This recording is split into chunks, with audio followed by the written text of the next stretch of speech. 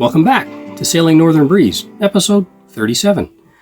This time we're finishing our Baltic journey, enjoying the Kiel Canal, and we begin our last leg, onto our next winter haul-out. But first, we'd like to say thank you. Thank you to all who take the time to watch.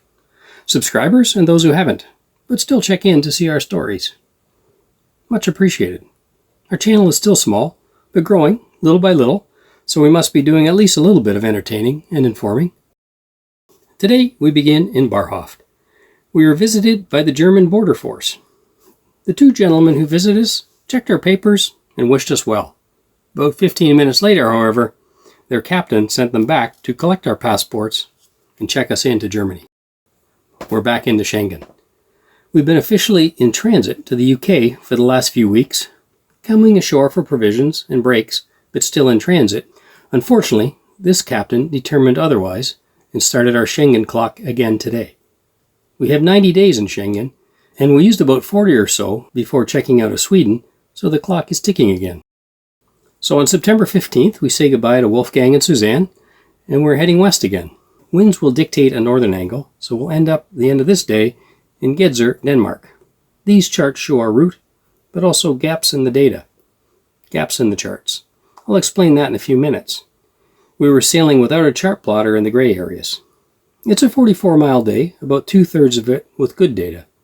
The data for depth matters, as this is a shallow area. And we'll have a similar data issue leaving Gedser tomorrow.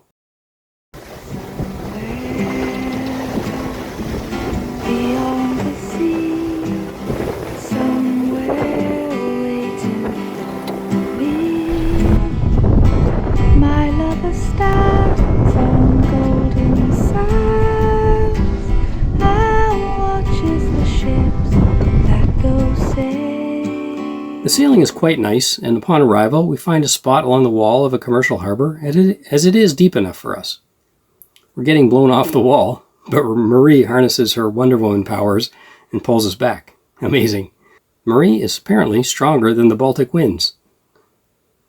Commercial docks don't have the amenities, like power or water, that we can use, but it's a safe place for the night. We pick up a few provisions at the grocery store and get ready to head off early the next morning, back to Germany. We go where the wind takes us, and it dictated this routing. A little bit north, a little bit south, but continuing west. We're off to Bergstocken on Fehmarn. It was a very nice sailing day.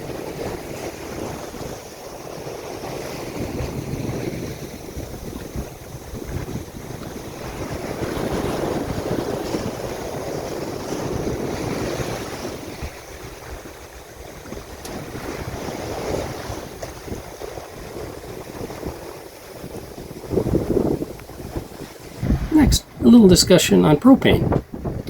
So we filled a tank in Newfoundland in 2022 before we left, and then we bought another in Iceland. So we have about 1/3 of one of those tanks after 2.5 seasons cooking daily. Bergstocken is the first place that we found that will refill our tanks, so they do refills, which is rare. They don't just exchange them, but they also have the needed fittings for our tanks. So we bought a fitting for the future. When we're in other countries, hopefully we can have an adaptation and refill these tanks further. We recommend these guys at Autogas. They're just a short walk from the harbor. Ask the locals. They'll tell you where they're at. And it was fantastic. Now we're good for the rest of this season, at least one more season, and likely even 2 more seasons. That's pressure off, because the alternative was to have to switch our hoses and connections to begin using the bottles available here in Europe, and they are not common across the EU common market. So we'd be chasing what is used in each nation, and there's 2 or 3 different systems we'd have to keep changing and changing. The locals also suggested the next harbor for refrigerator service. Great guys here. We've got a very short 10-mile trip to a beautiful downtown Ellingrenhafen. Except for there they are right there. That I got. And that I got. And that I got. They're right there. Unfortunately, I have no idea what the name of this city is. But we're here to get our refrigerator fixed. Because, wow, that'll make you seasick later. We've been nursing deeper in the water this year. No idea what happened. Worked fine last year.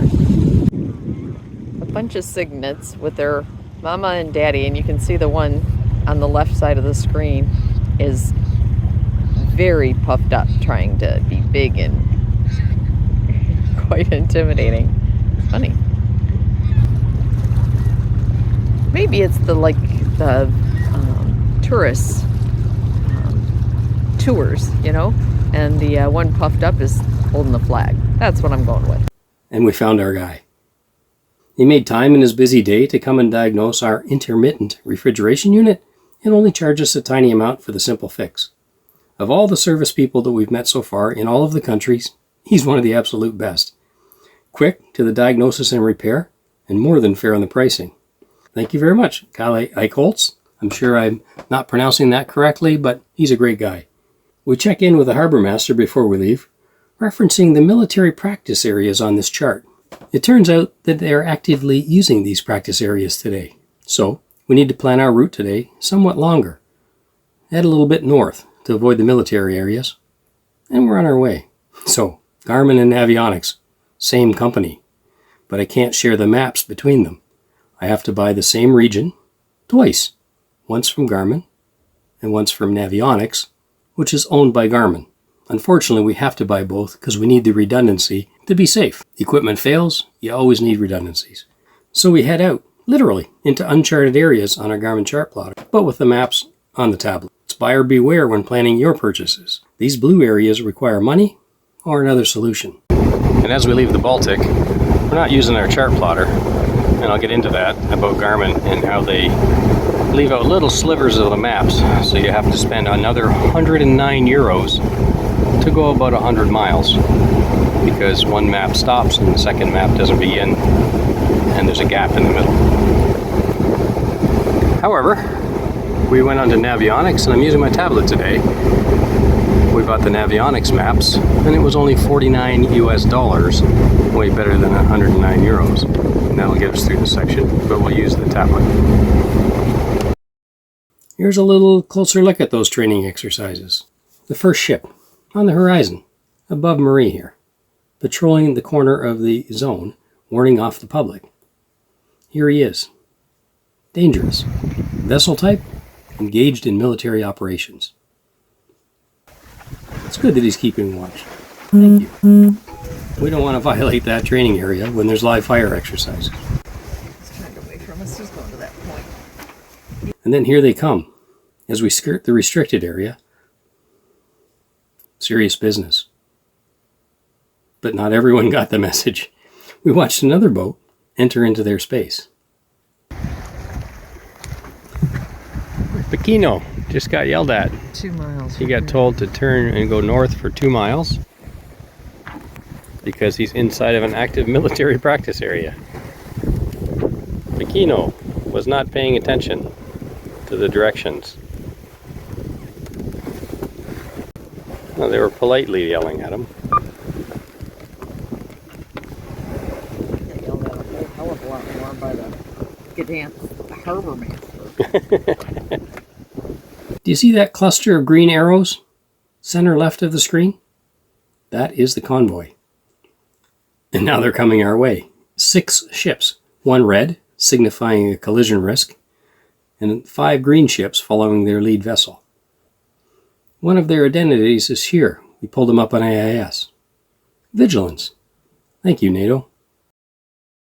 Military warships doing active firing today, just north of the Kiel, or east of the Kiel.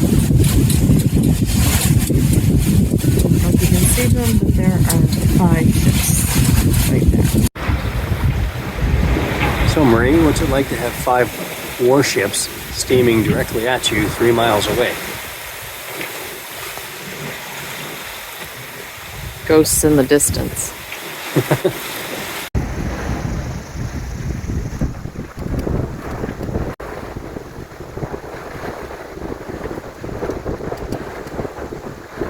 And then the last leg before entering the canal, we see this submarine, a museum piece. And as we make our final turn, one more warship. This one German warship A516. Also a collision threat, but no worries. Says he's going to be at that spot 5 minutes and 1 second from now, but he will turn. And since the canal takes most of the day to travel, we'll stop here for the night and enter in the morning. Where is here? Mönkeberg, center bottom of our screen. It's the closest place to stop, closest to the canal entrance, on the left of the screen at Holtenau. It's a little shallow, but we can get enough depth at the fuel dock. We're greeted by the Harbormeister, Carla. She's really laid back. No worries. And then she heads up on the patio and invites us for a beer on the upper deck to watch tonight's club races. Not only is she way better looking than our home Harbormaster, Andy, but she offered us beer. Hey, Andy, be more like Carla. Race night from the upper patio. Glorious. Nice weather, nice company, nice German beer. What's not to like? Hey, Carla? So, jetzt geht's los. What is this kid doing? Enjoying his powered foiling board. Very nice toys. Very lucky kids. Looks like Dad's board has a little more power.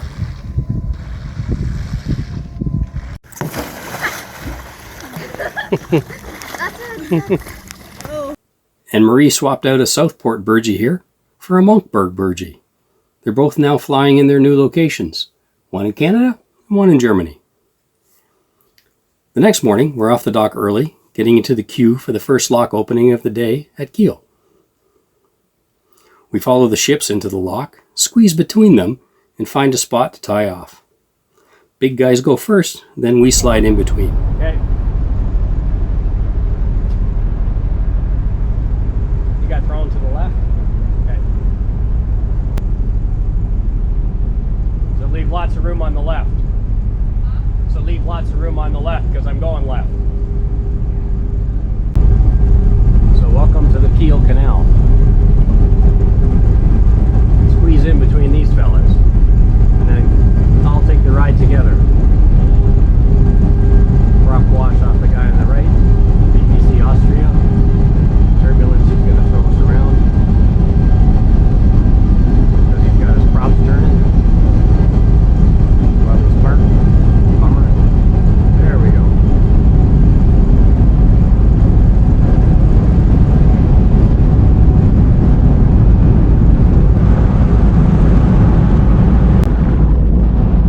These may be the best locks we've seen on 2 continents, several countries.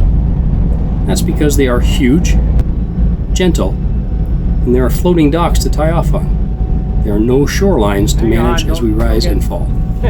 Don't get in a precarious position yet. I'm going to go about 1 boat length behind him, because there's only 2 behind us, right? Okay, I don't want to get too close to that fella, in case we bounce around. Okay. The floating docks are quite low and very slippery, but we've been warned so we can manage it. But not having to relax or tighten shorelines as we rise or fall makes this so much easier. We're stopped. Be careful, Marie. If you saw our video about the bad time that we had in the Gotha Canal, you'll appreciate how much easier this is. Lots of room. No worries about hitting Brandon. Okay. Nice cleats to tie off on, not rings. And no worries about managing lines as we rise or fall. So much easier. Check out that Gotha Canal video to see the opposite level of ease and the hardships. It's now September 18th, and after 4 months, we've completed our time on the Baltic Sea. What a trip. 10 countries, and so many memories. Great people and places, and we learned so much. So, where now? Well, we've still got some hundreds of miles to go to haul out for the winter. We've shopped around and chosen a site after investigating several dozen sites. Germany, Holland, Belgium, and the UK. But we have to get to the UK next after leaving this canal for 2 reasons. First, for VAT, the tax. Although our boat originated in Europe and was sold before VAT applied, and we have documents that say so, we fully remove any arguments to the contrary if we just get her out of Schengen in less than 18 months. So, since we entered Norway in October of 23, and we'll be wintering her in the UK or in Europe till the end of May of 25, we're dancing on 19 months against an 18-month VAT issue. So, the trip to the UK resets that clock, so we're headed there. And second, when we checked out of Shengen in Sweden, our destination was the UK, so we also want to be true to our word there as well. Several hours of quiet, uneventful motoring are ahead of us for today. It's a canal for commercial as well as recreational travel, so it's wide and deep, no worries. Only a single lock on either end, no stair-step locks, easy peasy. A little like the Detroit River, straight, deep, but without the currents here. Or, perhaps in honor of the Donald, maybe we should rename that river. It's no longer the Detroit River. How about we call it the Windsor River? So we're coming up to a unique ferry, sort of. We've seen several car ferries, as you'd imagine, little boats. Cars drive on, and the boats take them across the river. This one is kind of strange because it is suspended from the bottom of the bridge. It's not actually a boat. It's like a gondola, like a car gondola to take you across the river. I don't know if they'll be working or operating it while we're going by, but we'll try and get a picture. As we approach the ferries, they're marked, so we know they're ahead of us on the charts, but also with these blue signs. And there is a picture of a boat. But this one's not a boat. I don't know if you can see under the bridge, there's a bus, a big white bus. And some cars going past that bus, driving into that gondola. And they're going to take people across. I guess that's a railway bridge, not cars. And there's that gondola in Rendsburg. Lots of people, a few cars, hanging from a bridge. That's wild. I wonder how many of those there are in the world.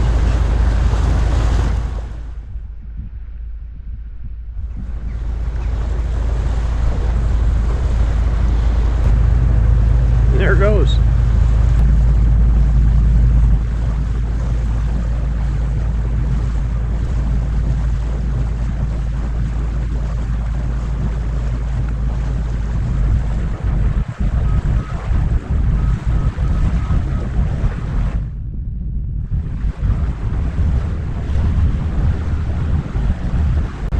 I think I'd feel a little bit nervous in that thing, especially since there's vans and cars and heavy vehicles in it.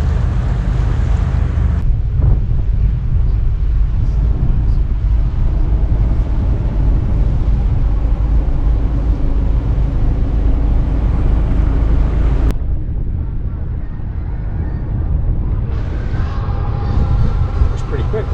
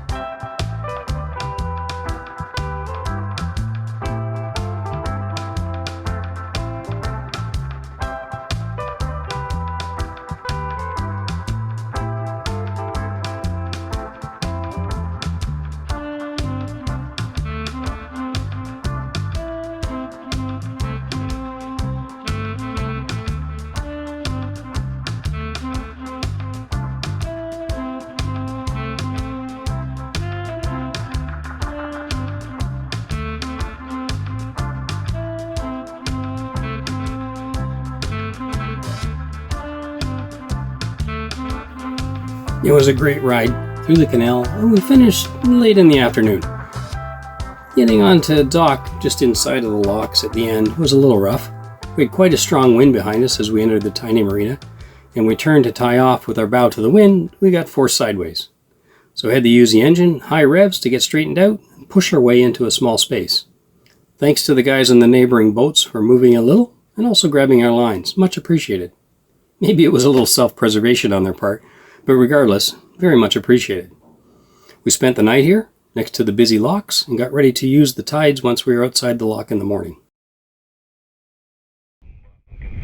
There is the See, the lock is almost closed. Very black to the slide across.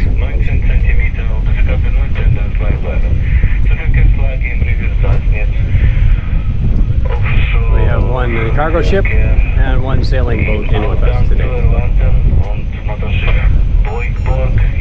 7:15 in the morning, we're in the lock. We only have 17 miles to go, but we have to get there before the tide turns and comes against us. The currents come against us. Okay, lock is closed. They should start filling.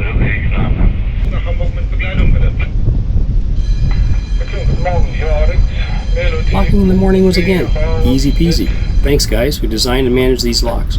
They are great. Supposed to tell us to move if they were worried. It was so calm. The lock doors started opening. We didn't even recognize they would have moved up or down. Who would have expected that? And we're out. Back into the North Sea very soon. Once we traverse a few miles in the Elbe River. First day back in the saltwater. We're just outside of the exit of the Kiel Canal. It's still in the river. Back that way is the city of Hamburg, Germany. But we're not going there. We're going out the other end of the river to the North Sea. The sun is finally breaking through and hopefully we have a nice day. Short trip today. 17 miles, a little less than 3 hours. Because we got a good current going with us. We only have one sail up. And we're flying along at 8 knots. So that 17 miles, we got to keep slowing down. Because we have to get in there around 10:30. That's what slack tide is at this particular harbor. We don't want to try and get into the harbor when there's big currents going, either filling the tide in or the tide is ebbing and flowing out. So, and then we'll get set up for tomorrow, a 55-mile run. Busy shipping channel here. We've arrived at Cuxhaven. It's a little tricky getting in that entrance. Came in at a 45-degree angle because the current's flowing quite briskly. And we are in that mess. Just about. See all those buoys up on the top of the dock there? We're a little bit to the left of them. You can see our black mast. That's us. Some folks on an American boat come over and introduce themselves. They're going to help us figure out our next couple of days' passages because they've been here for a couple of seasons. We met this little guy on the dock. Posing for your shot? Oh, you don't want to look at me. What, am I offending you? Hey there. He's like wincing. Is he hurt? I don't know. You okay? He was here 2 days. Like, just don't bug me. Dropped off by his mom in the morning and retrieved later in the day. Daycare. A little visit around Cuxhaven, and we see these massive floodgates. The seashore and our marina are on the outside of a huge berm, and these gates allow passage or access through that berm. Wow, storm surge has really been an issue here, and they spent a lot of resources to manage it. September 21st. We're off to Heligoland, next step on our journey. It's an island off the coast, but it's deep enough for our draft, which is going to be more of an issue now as we approach the shifting sands of the Wadden Sea. And 12 hours of daylight, now also a factor in our plan. Welcome to Heligoland, a small island in the North Sea. So that's it for this week. We've exited the Kiel Canal, and tomorrow we'll start to make our way south on a bit of a circuitous route to our winter storage. We've still got about 3 weeks of sailing before the end of the season, so please come along and see a few more countries. Next time, Heligoland, the Netherlands, Belgium, and more. So, thanks from Erin and Marie, and we'll see you soon, somewhere beyond the sea.